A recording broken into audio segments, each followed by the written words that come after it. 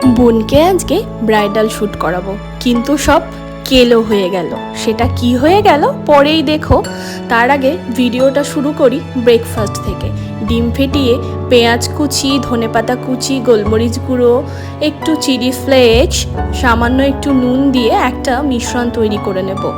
মিশ্রণটা ভালোভাবে ডিম ফেটিয়ে তৈরি করে নিয়ে ময়দা আর সুজি দিয়ে সামান্য একটু জল দিয়ে আমি একটা ডো তৈরি করে নেব। দেন আজকে বানাবো ডিম পরোটা। এটা আমি ফেসবুক দেখে শিখেছি, আর যেটা আমি ফেসবুক কিংবা ইউটিউব দেখে শিখি সেটা বলতে আমার এক ফোঁটা লজ্জা করে না, বরং আমার ভালোই লাগে।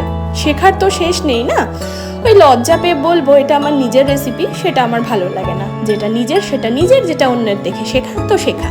এই যে দেখো, রুটিটা সেঁকে নিয়ে দু পিঠ, তারপরে ওপর দিয়ে ডিম দিয়ে আর দু সাইডে ডিম দিয়ে ভালো করে সেঁকে নিচ্ছি। হয়ে গেছে ডিম পরোটা রেডি। এরপরে দুপুরের রান্না আর কি, এই তো চলছে এভাবেই। মাছের ডিমের বড়া ভাজছি আর মাছ ভাজবো। আজকে সব শুকনো খাবার ইচ্ছা হচ্ছে খেতে। মাছটা একটু মশলা মাখিয়ে ফ্রাই করছি, সাথে লেবুর রসও দেবো যাতে লেমন ফিশ টাইপের লাগে খেতে। এরপরে একটা পার্সেল চলে আসলো আমার মিন্ত্রা থেকে, ড্রেস আছে। আর স্নান ধান করে লাঞ্চে বসেছি, শসা, ডাল ভর্তা, আলু ভর্তা, মাছের ডিমের বড়া ভাজা, মাছ ভাজা। এরপরে বোন এসেছে, বোনকে সাজাবো ব্রাইডাল, কিন্তু হয়ে গেল কেলো। সব কিছু মেকআপ কমপ্লিট করার পরে কলকা করতে গিয়ে ঘেঁটে হয়ে গেল।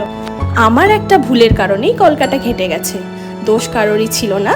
ভুলটা হলো কারেন্ট চলে গেছিলো, দেন অন্ধকারে একটু ঘেঁটে গেছিলো। এরপরে আমি, ছেলে আর আমার হাজব্যান্ড তিনজন মিলে একটু বাইরে বেরোবো সন্ধ্যের পরিবেশটা এনজয় করতে। ওই যে একদিন দুদিন বাদে বাদে ছেলেকে নিয়ে একটু না বেরোলে হয় না, সারাদিন বাড়িতে বদ্ধ থাকে, একটু বেরোতে হয়। এরপরে বাড়ি এসে ডিনারে বসে গেছি, মা আলুর পরোটা বানিয়েছিল। আর তার সাথে সাথে ভিডিও এখানে এন্ড করছি।